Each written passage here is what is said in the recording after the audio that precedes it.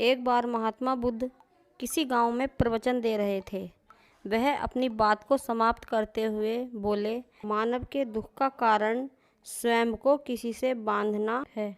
जहाँ पर मोह होता है और बंधन होता है, वहाँ दुख खुद ही उत्पन्न हो जाता है। अपने बंधनों को जाने और उनसे बाहर निकले। इतना कहने के बाद उन्होंने सभी को आशीर्वाद दिया और अपने आश्रम लौट गए। अगले दिन उनसे एक व्यक्ति मिलने आया। वह बुद्ध को प्रणाम करते हुए बोला, महात्मन, मैंने कल आपका उपदेश सुना। आपकी बातें मेरे हृदय में उतर गई। मैंने अपने बंधनों को तोड़ दिया है। मैंने सारी माया का त्याग कर दिया है। अब मैं आपकी शरण में आना चाहता हूँ। व्यक्ति की बातें सुनकर बुद्ध मुस्कुराए और धीरे से बोले, मुझे विस्तार से बताओ कि तुमने कौन कौन से बंधनों को तोड़ा और कौन सा मोह त्याग दिया। वह व्यक्ति बोला, मेरे घर पर मेरे बूढ़े माता पिता, पत्नी और मेरा एक छोटा बच्चा भी है। साथ ही मेरी पत्नी बहुत बीमार रहती है। उसके दुख देखकर मैं अक्सर सोचता था कि वह मर जाए तो उसके दुख दूर हो जाएं। उसकी वजह से मैं बहुत दुखी रहता हूँ। लेकिन कल जब मैंने आपका उपदेश सुना तो मेरी समझ में आ गया कि मेरे परिवार से मेरा बंधन ही मेरे दुखों का कारण है। अगर मैं इसके चक्करों में पड़ा रहूँगा तो मैं कभी सत्य को नहीं जान पाऊँगा। इसलिए मैं अपने घर को त्याग कर आपके पास आया हूँ। बुद्ध ने पूछा, क्या तुम सचमुच सभी बंधनों से मुक्त हो गए हो? देख लो, कहीं कोई बंधन तुम्हारे पीछे रह तो नहीं गया। व्यक्ति बोला, प्रभु, मैं अपने जीवन की सारी चीज़ें पीछे छोड़कर आया हूँ और मैं अब आगे बढ़ना चाहता हूँ। बुद्ध ने कहा, अगर ऐसी बात है तो ठीक है, आज तुम यहीं आश्रम में रुको। कल मैं तुम्हें बताऊँगा कि कल क्या करना है। बुद्ध ने अपने एक शिष्य की ओर इशारा किया। शिष्य ने उसे आश्रम के अतिथि कक्ष में पहुंचा दिया। वह व्यक्ति उत्साहपूर्वक आश्रम की गतिविधियां देखता रहा। उन्हें देखकर वह बहुत ही खुश हुआ और अपने सौभाग्य पर इतराता रहा। अगले दिन उस व्यक्ति को एक कार्य सौंपते हुए बुद्ध ने कहा, तुम्हें पूर्व दिशा में जाना है। वहाँ पर तुम्हें एक गांव मिलेगा। गांव के बाहर ही एक साधिका का घर है। वह तुम्हें कोई वस्तु देगी। तुम्हें उसे लेकर वापस मेरे पास आना है। और व्यक्ति पूर्व दिशा की ओर चल पड़ा। गर्मी का मौसम था। कुछ ही देर में वह पसीने से तर हो गया। प्यास भी उसे सताने लगी। वह सोचने लगा कि अगर इस समय मैं अपने घर पर होता तो इस तरह गर्मी में पसीना नहीं बहाना पड़ता। कुछ दूर चलने पर उसे भूख भी लगने लगी, पर वह एक सुनसान रास्ता था।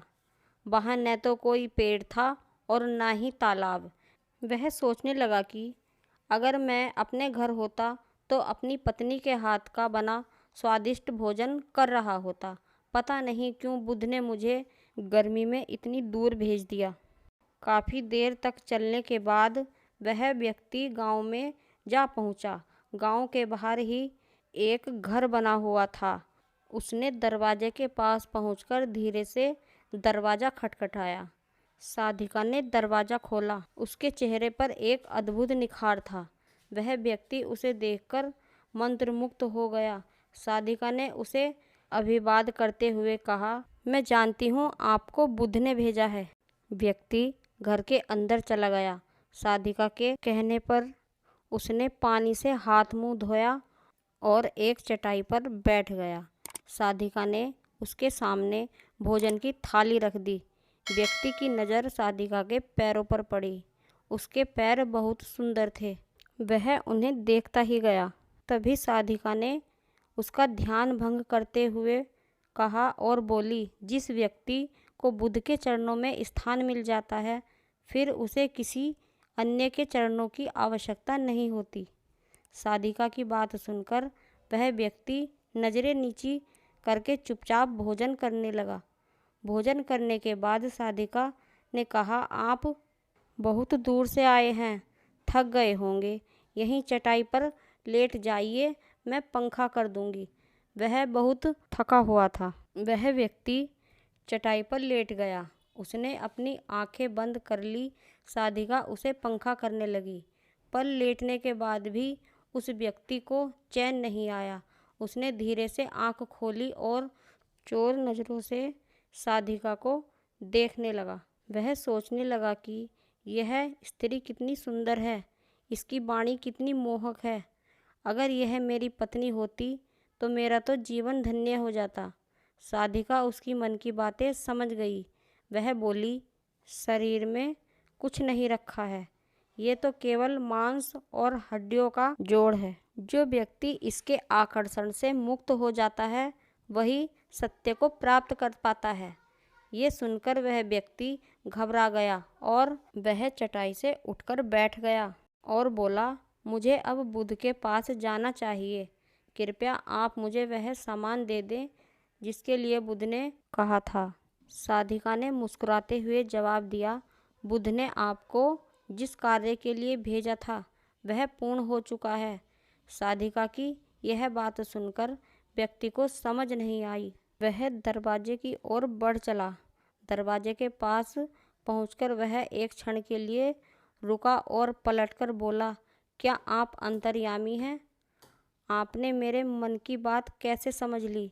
वह साधिका मुस्कुराते हुए बोली, बुद्ध की कृपा से मैं मोहमाया से ऊपर उठ चुकी हूँ, इसलिए भावनाओं से निर्णय और किसी के चेहरे को देखकर उसके मन में उठने वाले विचारों को समझ लेती हूँ। उसकी बातें सुनकर व्यक्ति बहुत लज्जित हुआ और सोचने लगा कि जिस स्त्री ने सच्चे मन से मेरा सत्कार किया और मैं उसके बारे में क्या क्या सोचता रहा। उसके बाद वह बुद्ध के आश्रम की ओर लौट चला।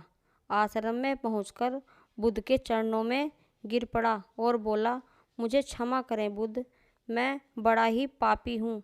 उसकी बात सुनकर बुद्ध मुस्कुराए और बोले, मैं तुम्हें साधिका के पास इसलिए भेज रहा था ताकि तुम अपने आप को देख लो। मुझे बताओ, क्या तुम सच में मोह और बंधनों से मुक्त हो चुके हो? वह व्यक्ति कुछ नहीं बोला। वह नजरें नीचे किए चुपचाप खड़ा रहा। बुद्ध ने कहा, बाहरी बंधन और मोहबंधन को त्याग, बंधन मुक्त नहीं होते और बंधन हमारे भीतर होते हैं। तुमने परिवार को छोड़ दिया और सोच लिया कि मैं बंधन मुक्त हो गया, लेकिन जैसे ही तुम्हें अवसर मिला तुम्हारे भीतर मोह जाग उठा और इसी कारण आज तुम अपने आप को पापी कह रहे हो। उस व्यक्ति ने हाथ जोड़कर कहा, मुझे माफ़ करें बुद्ध, आप सही कह रहे हैं। मैं केवल अपनी पत्नी से पीछा छुड़ाना चाहता था। वह बहुत बीमार रहती है और मैं उससे बहुत परेशान हो चुका था और मैं कुछ ज़्यादा कमाता भी नहीं हूँ, इसलिए मैं अपना नियम भी ठीक से नहीं निभा पाया। शायद इसीलिए मैं अपने परिवार से पीछा छुड़ाना चाहता था, पर अब मैं समझ गया हूँ, मेरा परिवार ही मेरा सत्य है और मेरा फर्ज है उनकी सहायता करना। बुद्ध बोले, मैं जो कुछ भी कहता हूँ अपने अनुभव के आधार पर कहता हूँ। लोग मेरी बातों को सुनते तो हैं, पर वे अपने स्वार्थ के अनुसार ही उनका अर्थ ग्रहण करते हैं। मोह माया, कामना, इच्छा, वासना, क्रोध को लोग बाहर की ओर खोजते हैं, जबकि ये हमारे भीतर ही है। हम दूसरों को देखकर तरह तरह की कामना करने लगते हैं। कामना से इच्छा जन्म लेती है, इच्छा से वासना पैदा होती है और वासना की पूर्ति न होने पर क्रोध उत्पन्न होता है। यह सब एक दूसरे से जुड़ी हुई है। क्रोध के लिए हम सदैव दूसरों को जिम्मेदार समझते हैं, जबकि क्रोध हमारे अंदर है। तुम चाहोगे तो क्रोध आएगा, तुम चाहोगे तो क्रोध नहीं आएगा। इसी तरह बंधन बाहर नहीं होते, हमारे मन में होते हैं। मन से ही किसी से बंधन बंध जाते हैं और मन के कारण ही बंधन तोड़ पाते हैं। लेकिन जो व्यक्ति इन बातों की गहराई तक पहुंच जाता है वह दुखों से हमेशा हमेशा के लिए मुक्त हो जाता है। दोस्तों, आज की वीडियो में बस इतना ही। फिर मिलेंगे ऐसी ही ज्ञानवर्धक कहानी के साथ। और अगर अभी तक आपने हमारे चैनल को सब्सक्राइब नहीं किया है तो कृपया चैनल को सब्सक्राइब अवश्य कर लें। धन्यवाद।